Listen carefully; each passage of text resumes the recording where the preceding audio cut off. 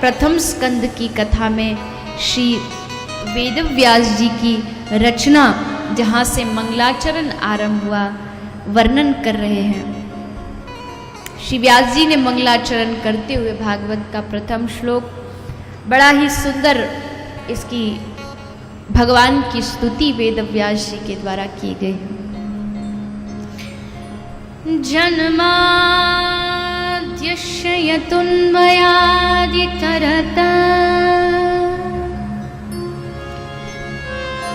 चार्थेष्वभिज्ञस्वराट् तेने ब्रह्महृदयायादिकवये मूयन्ति यत्सूरयः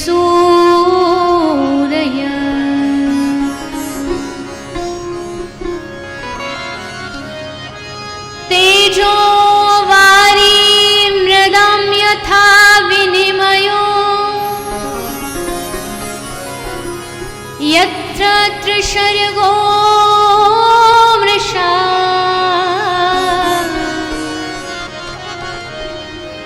धाम्ना स्वेन सदा निरस्तकुहकम् सत्यं परं धीमहि।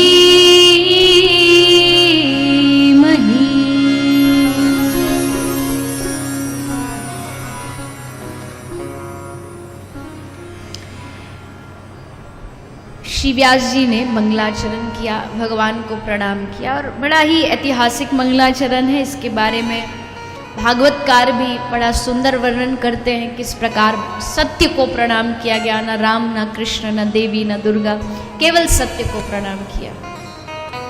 फिर इस श्लोक में बड़ा सुंदर वर्णन आया, तेजो वारी मृदाम। ये तीन चीज है, ये तीन चीज हर जीव के भीतर होनी चाहिए। क्या क्या है?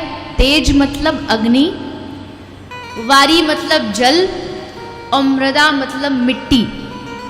ये तीन प्रकार है अपनी बुद्धि को स्वच्छ करने की। पहला है तेज।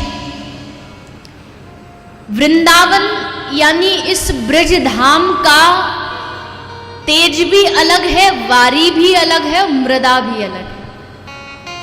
यहाँ का तेज क्या है? बोले चंद्रमा। और ब्रज का जो चंद्रमा है ये और दुनिया के चंद्रमा से थोड़ा अलग है। महाराष्ट्र में जब महाराष्ट्र की रात्रि आई, चंद्रमा उदय हुआ, तो वो कौन सा चंद्र था उसका वर्णन टीकाकारों ने बड़ा सुंदर किया कि वो रोज जैसा चंद्रमा नहीं था, वो कुछ अलग था, उसकी छटा कुछ अलग था। वैसे ब्रज का तेज यानी ब्रज का जो तेज है वो चंद्रमा भी दुनिया से थोड़ा अलग है। वारी, ब्रज की वारी भी, ब्रज का जल भी अलग है। कौन सा जल है? बोले वृंदावन में यमुना का जो जल बहता है वो दुनिया से अलग है। और फिर तीसरा है मृदा, माटी। और ब्रज की माटी तो सब जानते ही हैं, बताने की आवश्यकता नहीं कि दुनिया में ब्रज की माटी से बड़ा कोई भी अनमोल वस्तु इस दुनिया में हो नहीं सकती। वृंदावन में एक बाबा जी रहते थे, एकदम फक्कड़ बाबा थे, और बाबा जी बड़े आनंद के साथ भजन करते थे, मधुकरी मांग करके अपना जीवन निर्वाह करते थे। तो एक दिन बाबा जी कुटिया में एक चोर घुस गया। अब चोर ने सोचा बाबा जी कुटिया में कुछ अच्छा ही माल मिलेगा, क्योंकि बाबा जियों के पास भी खूब बढ़िया खजाना होता है।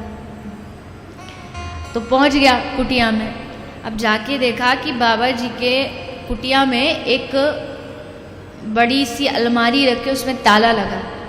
चोर ने सोचा सब माल इसी में है, यजमान जी जो भी देके जाते होंगे धन दौलत, वो बाबा जी ने सब इसी में बंद कर रखी है। ताला तोड़ा तो अलमारी के भीतर देखा तो उसके भीतर एक लॉकर जैसा, मतलब एक पेटी जैसी रखी हुई थी, उसमें भी ताला लगा था। चोर ने उस पेटी को तोड़ा, उसको खोला तो उसमें अंदर देखा, उसमें एक और छोटी सी संदूक रखी हुई थी, उसमें भी ताला लगा था। चोर ने फिर उसको तोड़ा, उसको खोला, उसके भीतर खोल के देखा तो उसमें एक और डब्बा रखा था, उसका भी ताला लगा था। चोर ने उसको तोड़ा, उसको खोला, उसके भीतर एक और छोटा डब्बा रखा था, उसको तोड़ा, उसके भीतर एक और छोटी सी डिबिया रखी हुई थी। चोर ने सोचा इसी में ही है जो कुछ है, मतलब इतने तालों में रखी, मतलब यही छोटी सी डिबिया में जरूर कोई नूर वही नूर छुपा रखा। अब जैसे चोर ने उस डिबिया को खोला तो डिबिया को खोल के क्या मिला उसको, उसमें बोले उसमें कुछ कोहिनूर नहीं रखा था, उसमें कोई सोना हीरा मोती पन्ना सब नहीं रखा हुआ था। तो क्या था, उस डिब्बी को खोला तो उस डिब्बी में ब्रज की रज रखी हुई थी। बाबा ने उस ब्रज की रज को इतनी सुरक्षा में रखा था कि ये जो ब्रज की रज है ये मेरा अनमोल एक हीरा मोती, ये सब तो इसके सामने फीका है, सबसे कीमती मेरी वस्तु ये ब्रज की रज है। वृंदावन में रहत ही भजन कछु नहीं होए, रज तो उड़ी मस्तक लगे। वृंदावन यानी ब्रज में रह के पड़े भी रहो, भजन भी नहीं हो तो कम से कम ये माटी उड़ उड़ के हमारे माथे पे तो लगेगी, और जब ये हमारे मस्तक पर लगेगी तो सारे पाप धुल जाएंगे, सबका नाश हो जाएगा। तेजो वारी, एक भाव और भी है इस श्लोक का, इन 3 शब्दों का। एक तो ये हो गया तेज मतलब ब्रज का चंद्रमा, वारी मतलब यमुना जल, और मृदा माटी मतलब ब्रज रज। एक भाव ये, एक भाव ये भी है कि अगर भगवान से मिलना है तो 3 चीजों से मिलोगे। तेज, तेज का एक अर्थ अग्नि भी है। अग्नि अपने हृदय में जलाइए। कौन सी अग्नि? बोले भगवान से मिलने की जो तड़प की, जो विरह की अग्नि जगती है, उस विराग्नि को जगाइए। यह है तेज। और वारी, वारी मतलब जल। जल कौन सा? बोले ब्रज में अगर भगवत प्राप्ति करनी है तो यहाँ जल चाहिए, पर जल कौन सा? बोले अपने आंखों के आंसुओं से, अपने आंखों से जल गिराइए, उस जल से प्रभु का अभिषेक करिए, उस जल से ठाकुर जी को ले जाइए। वारी उस भाव के साथ।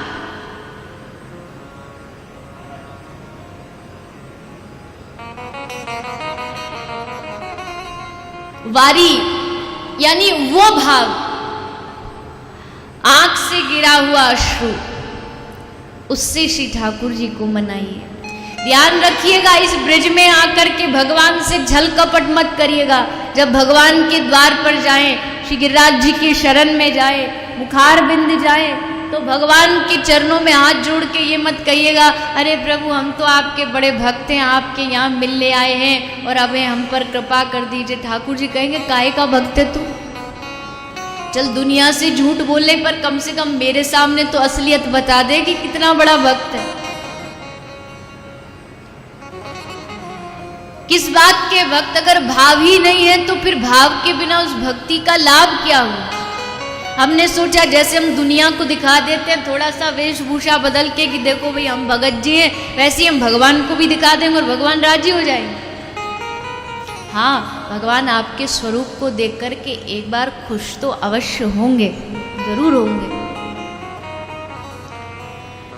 पिछली कथा में यही बात चल रही थी कुछ अंतिम दिन कि कई बार लोग कहते अरे ये जो जाते हैं ना ये ब्रज में, ये जो जाते हैं हम चंदन लगाते हैं, सब नाटक करते हैं, ढोंग करते हैं। तो मैंने कहा कोई बात नहीं, आप ढोंग ही कर लो, क्या पता आपके ढोंग को देख करके ठाकुर जी को हंसी आ जाए, देखो कितना बड़ा नौटंकीबाज है, दुनिया से तो नौटंकी करता है, इसने मेरे सामने भी नहीं छोड़ा।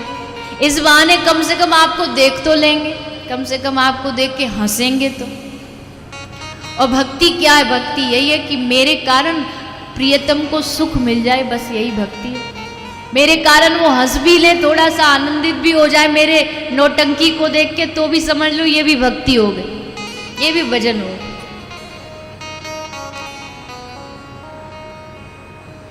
तो कोई बात नहीं, श्री ठाकुर जी ने भले ही बाहर से ही हमें ऐसा बनाया हो, लेकिन क्या पता धीरे धीरे धीरे इस ब्रज में पड़े पड़े नाटक करते करते करते ऐसा भाव जागृत हो जाए।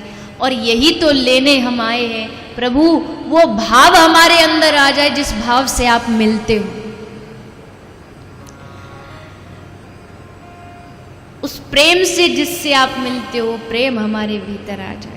ऐसे भक्तों जिन्होंने अपना भाव प्रभु को समर्पित किया और भगवान ने सब कुछ अर्पित कर दिया।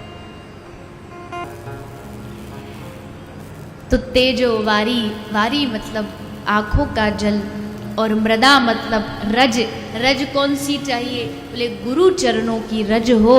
ये तीन चीज मिल जाती है तो धीमहि हमारी बुद्धि स्वच्छ हो जाती है, साफ हो जाती है।